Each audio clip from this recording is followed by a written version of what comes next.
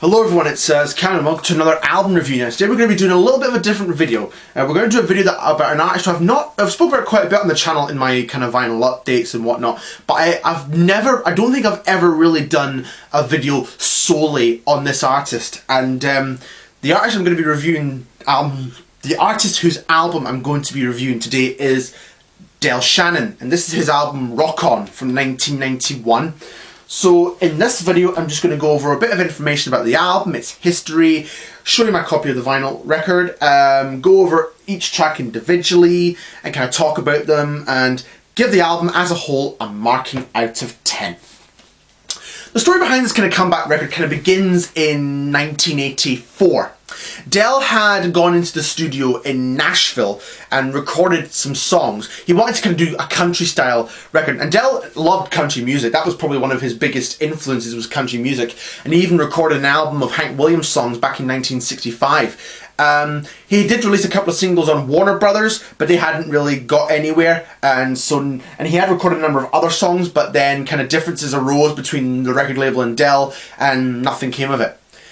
The next part of the story starts in May 1988 when Del went into the studio in Los Angeles in Sunset Sound and recorded a couple of songs, and then when he did another session in Los Angeles in May of '88 with the Smithereens backing him, who were a kind of group, who were kind of modern group from the day. And then Del went on tour in the UK in June of 1988, and in his show in Birmingham he had Jeff Lynne join him on stage as a guest. Jeff Lynne was someone that Del had previously worked with in the 70s. They had recorded an album together, but it never came to fruition. On a day off from his UK tour, Del went into Jeff's home studio in Birmingham where he recorded a few songs down. So this is kind of where the album really starts. The album I kind of know of really starts off. Jeff's approach was for Del to find a direction. You can either go country or you can go rock, but you've got to find a direction. Whereas Tom Petty, who had previously produced the album Drop Down and Get Me in 1981, wanted Del to be a kind of rocker, to keep Del at his rocker stance. Because that's what Del was really remembered for and well known for. He was a rock and roller from the 60s who had big hits like Runaway and Hats Off to Larry and Little Town Flirt. And that's how everybody really remembered him as. In December, at the end of '88, Del went to Rumble Recorders and went into Mike Campbell's garage studios with Tom and Jeff, and they recorded another song down. This was the place where albums like Roy Orbison's Mystery Girl, Tom Petty's Film and Fever, and of course Tom Petty and the Heartbreakers' Into the Great Wide Open were recorded. And then recording continued for the album continued throughout 1989, with Jeff and Mike producing. The recordings would really work around the availability of either Jeff, who had other studio commitments to do, and Mike, who had a tour booked with Tom and the Heartbreakers for the Film and Fever album. Mike Campbell told the Chicago Tribune in 1991 that his kind of goal was to get as close to the 1960s sound as they could get, and they had members like Ben Montench and Howie Epstein contribute on some songs in this album, as well as Phil Jones. Now Phil Jones was their percussionist. Tom Petty and the Heartbreakers were percussionist on things like Hard Promises albums and tours, and even the Long After Dark album and tour, and he had played drums on the Full Moon Fever album, on some tracks on Full Moon Fever. The album was kind of nearing completion when the ultimate kind of tragedy happened, when on February 8th, 1990, Shannon shot himself. This was a huge shock to everyone, fans, family and friends. As Del had been so up during the making of this album and was really excited about it. And then, according to his manager Dan Berghuis, it became very hard for everybody to kind of get back into the project. But they knew of how proud he was when he was doing this project, and he knew how good everyone felt about it. They kind of felt like, you know, we don't want to let this album die with Del. Let's go in and finish it. So later on in 1990, after kind of commitments between Tom, Jeff and Mike kind of were freed up, they all went into the studio to kind of help finish off any remaining tracks that needed completed. But fortunately for them, all of Del's parts were still on tape. The vocal and guitar, they had all been laid down on tape. They just needed, there were some bits and pieces that needed done, like the backing vocals on one song, guitar work in another song. Just kind of little things needed to be finished to help complete the tracks. So that's what they kind of did late in 1990. The album was finally released in April 2nd, 1991 in Europe and in October 1991 in America. However, even though the first single, Walk Away, and the album sold well, it however didn't chart. There could be a number of factors as to why it didn't chart. I think the delay in the fact that Del's death could have caused people to lose its momentum. That could have been a factor. When you think of like Roy Orbison, you know, he'd passed away in the December of '88, and then within a couple of months, his album and single, You Got It, Mr. and Mystery Girl were out, and they were like big successes, they were huge hits. This wasn't the case with Del, and I think the possible reason could have been was the fact that Del's death had delayed it being completed and getting released, so that's probably why. But it's nonetheless a great album. It's an album I really enjoyed. It's not one that gets discussed too often. So I'm going to show you my copies of the album. Here's my vinyl copy. Now, it came out on Silvertone Records in the UK and Europe, and on Tom Petty started a label called Gone Gator Records with MCA distributing the record because Tom was with MCA at the time, and this was the first thing that came out from that album. Back cover's a nice photo. Really like the cover. It's a great picture of Del with his guitar there. And there's the back cover. I think they might have been done from the same kind of photo shoot. I'm not sure. There's the songs in the back. The producer credits down the bottom. This one is the 2022 Record Store Day release because they re-released it on vinyl a couple of years ago for a Record Store Day. So there's that one. It's very much similar to the original vinyl, I believe. Here's the inner sleeve with all the liner notes and credits and who plays what in the album, which is always the interesting parts.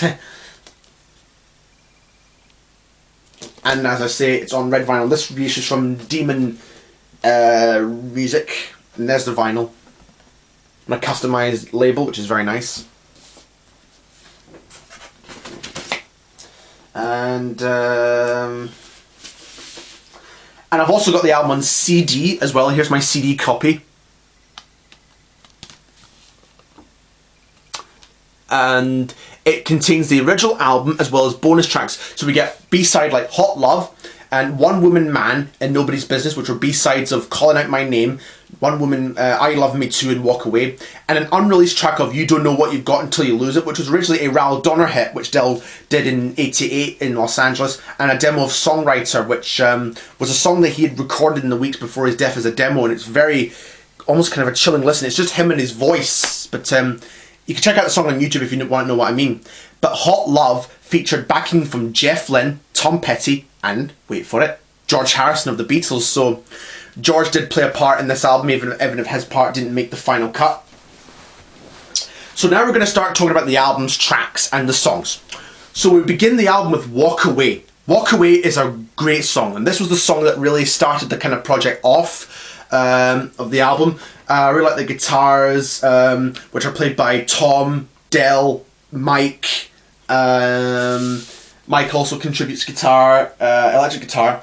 Tom, Del and Jeff all do acoustic guitar, and Jeff plays electric guitar, bass, keyboards, and Tom and Mike did background vocals.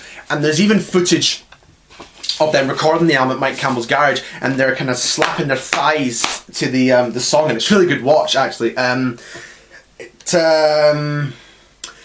they even get the credit of slapping thighs and stuff. But anyway, Walk Away, I really like Del's vocal, and I really like the chorus. It goes, I've got to walk away. It goes into a kind of falsetto, which is what Del Shannon was often really well known for, was a falsetto kind of voice in his songs. And it kind of feels a bit like a Four Seasons as well, with the walk, walk, walk near the kind of end of the chorus, in the last chorus of the song.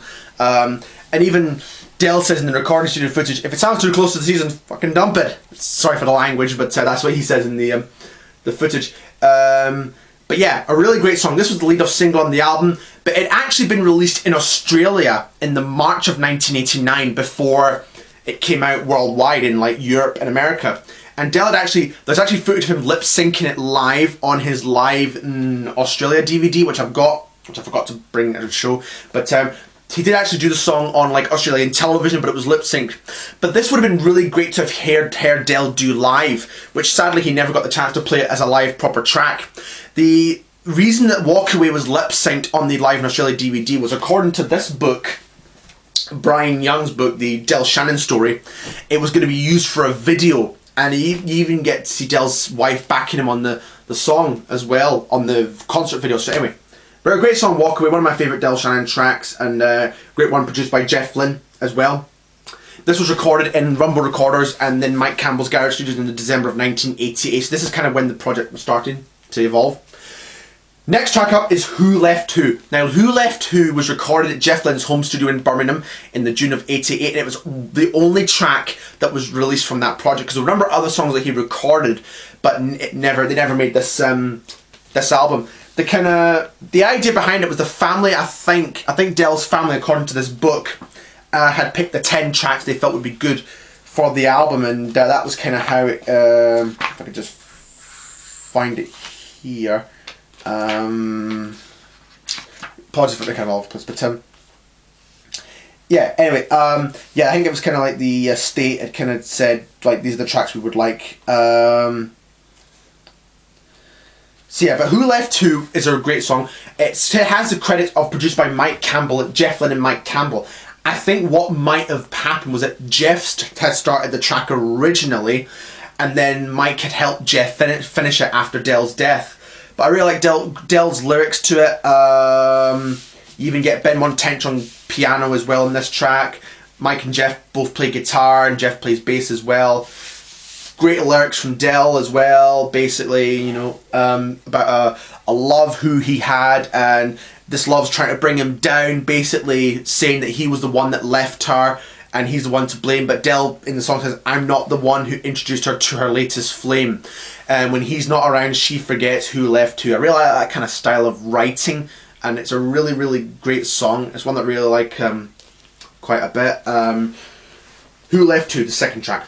Then we get Are You Loving Me? Are You Loving Me Too was one of the ones that Del had done with Jeff in Mike Campbell's Garage Studios in the April of 1989, and it's a really great song. I really like the guitar, and then it goes into the kind of driving kind of rock beat.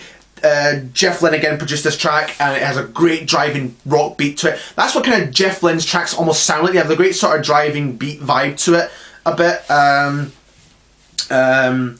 Jeff did background vocals, and Mike even contributed it as well to guitar as well. And I think Ben Mont played piano as well, but it's not credited in the Inner Sleep for some reason. There's a couple of credits that are not included in the Inner Sleep, but I do think Ben Mont did play piano in this keyboard in this track.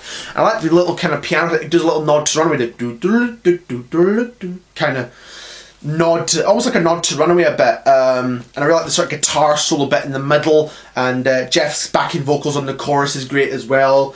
Definitely one of my favourite ones, Are You Loving Me Too? Really great kind of rocky song. Then we get, this was the Are You Loving Me Too was the second single off the album, released in May 1991, and the sales in that were pretty kind of lackluster, let's say. Then we get Calling Out My Name. Calling Out My Name is a really great song. I really love the guitar working it, the melody is great. This one is produced by Mike Campbell, and Mike does all the instruments on this track. Mike does guitar, bass and keyboards, except for Phil Jones on drums, and of course Del doing the vocals and guitar.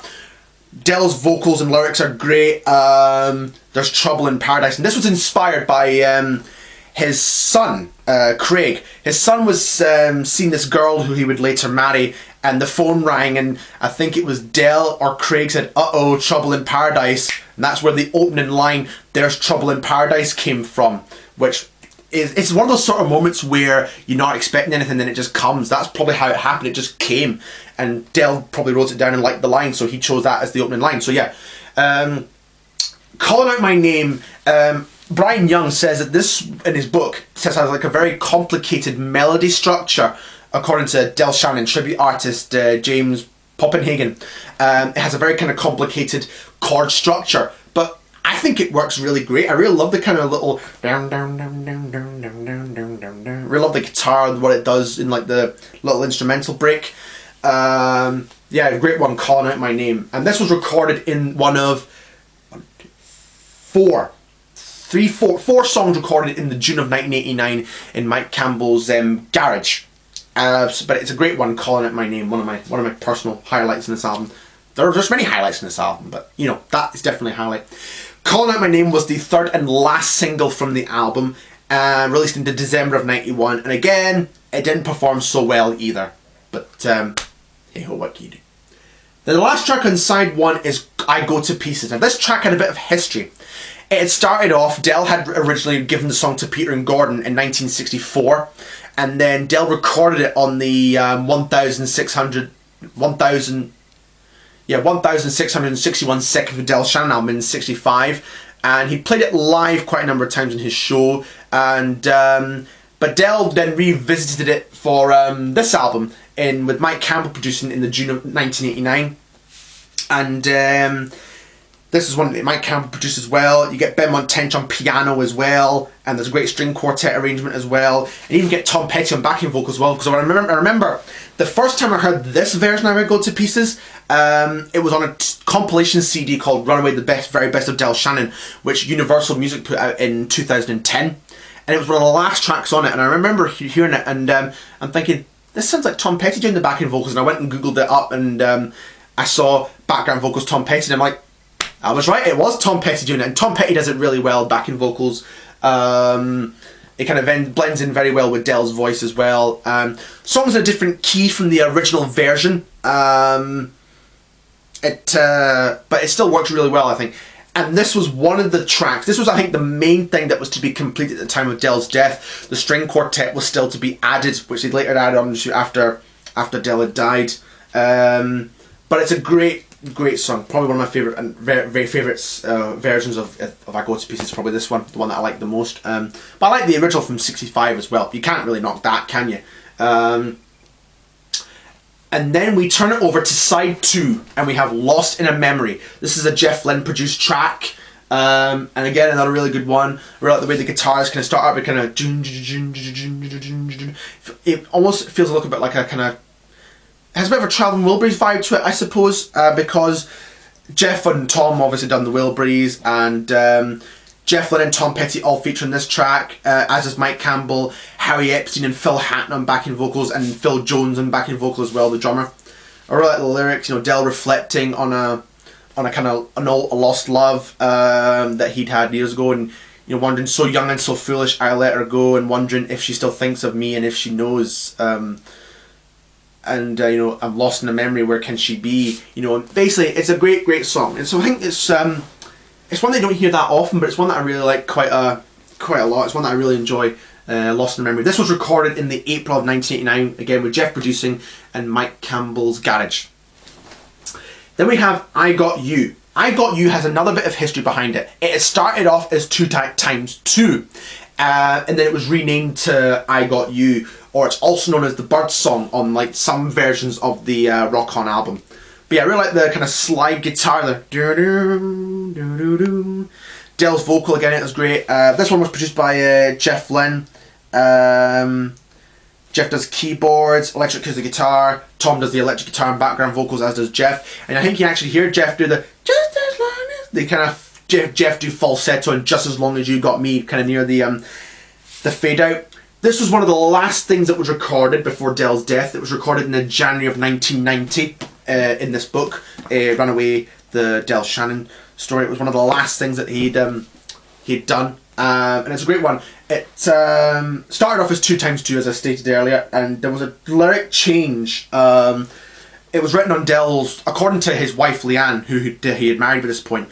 It was written on Del's tour of Australia, and Del had actually played this song for a young boy named Adam Dable, who was in hospital in the December of 1989, and Del went to see this kid, and he played it to him.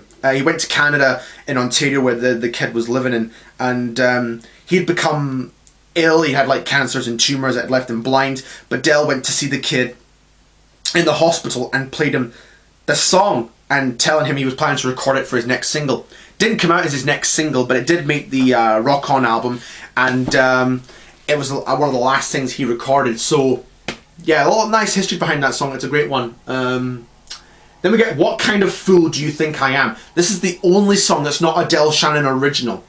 This was originally a hit by a group called the Tams in 1964, and this was kind of like a soul kind of song, but Del turns it to a kind of rocky vibe, and he has Howie Epstein backing him on the "Do you think I am?" Oh god! And the guy who does the bass vocal is a guy called Randy Jones, who was Yeah, Randy Jones. No relation to Phil Jones, I don't think. But Randy Jones was from a group called the Penguins, who had a hit song called Earth Angel in 1954. And he's the one that does the "What kind of fool" bass vocal. And I really like that bass, that really low kind of tone voice on the song. It really works quite perfectly, I think. I would say. And I really like the backing vocals when Del does that "I Won't Be Your Second Choice," the backing vocals between Del and Howie, and you can see Del and Howie laying down the backing vocals in like the recording studio footage of Rock On, which I'll leave a link below in the description. And again, this was the last thing to be recorded before Del's death in the next about a month later. But anyway, yeah, I like this song quite a lot. Well, that kind of grows on you after a few lessons, but still really, really good. Really enjoy it. And then we get the song When I Had, and sorry, before we go into that one, shortly after recording What Kind of Fool Do You Think I Am, Del was out with his mum for a motorcycle ride in Santa Clarita, and he played the song. He's like, "What do you think of the guy doing the bass vocal, Ma?" And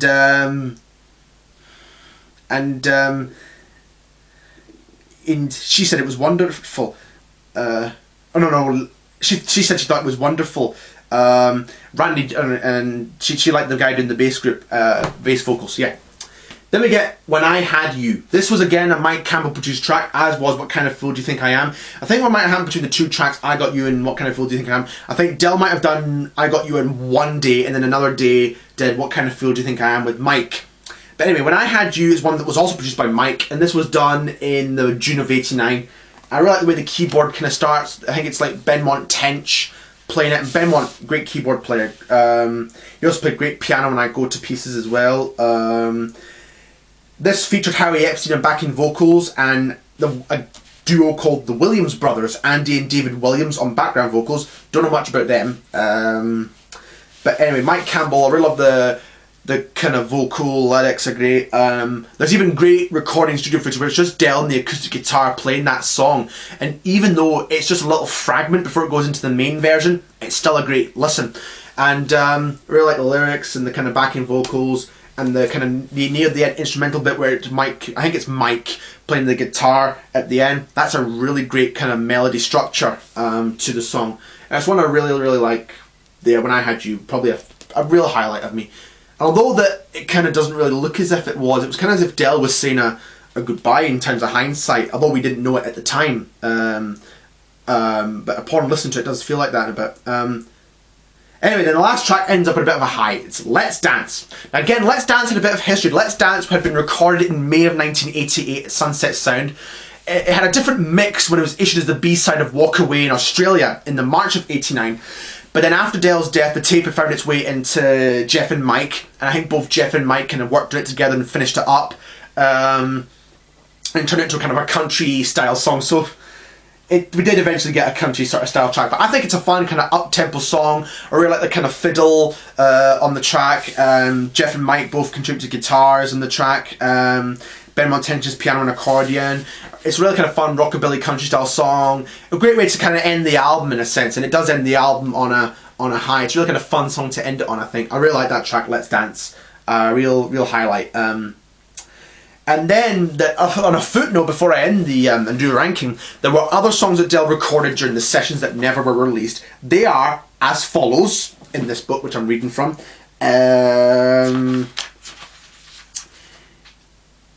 They are as follows.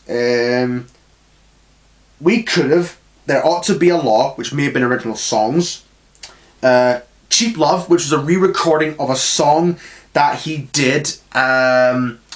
He had initially done Cheap Love in 1982. He had originally written it as, I think, an attempt to follow up of Drop Down and Get Me, which didn't come to fruition. Then it was released as a single in the UK and never released a single in America. So I think Del re-recorded it with Mike producing that track, which never saw the light of day. But I think there's a bootleg demo recording of that track, which might be the '89 Mike Campbell produced track, I'm not sure. And there was other songs like Eye of a Needle, which I don't know what that one was, and Never Had a Chance. And there was also an intention, and he was intended to record a duet with Bonnie Raitt of two Arthur Crudup songs, both made famous by Elvis, which were My Baby Left Me and That's Alright Mama. So that's the kind of unreleased material of Rock On. Maybe there are probably tapes of them somewhere I don't know of, like the Cheap Love and the other songs I've just mentioned. So, now it's time for me to give the album a marking out of 10. It gets a 10 out of 10, no brainer. One of my favourite albums, and probably one of the best things that Jeff Lynne was involved with, as were the side project of the Heartbreakers, and it almost kind of feels like a Del Shannon, Travis Wilburys album a bit, as what somebody once said, because there were rumours before Del died that he was to be replacing Roy Orbison in the Wilburys after Roy had died, but they were all kind of they were all just dismissed as rumours and speculation, but Del said in an interview before he died it was a nice rumour, but so, hey ho. It would have been great to have seen Del do something with the Wilburys, you never know, but hey ho, it wasn't to be, sadly. But anyways, what a great album. It's one that you don't hear too often, and I would like to do a bit more Del Shannon reviews content on the channel, because I'm basically got a lot of information from this book, the great book Runaway the Del Shannon Story by Brian Young, which was kind of one of my reference guides in helping me with this this book. And it's a great book. It's a bit pricey, but if you can find it, it's definitely recommend picking up. So yeah, that's it for this video. Hope you all enjoyed it. Like, comment, subscribe if you like this album as well. And yeah, I'll see you again for the next video. And apologies if it was kind of all over the place, but I was just trying to make sure I had the right facts in certain places. Yeah. Anyway, that's all. Thanks for watching. Like, comment, subscribe. I'll see you again for the next video.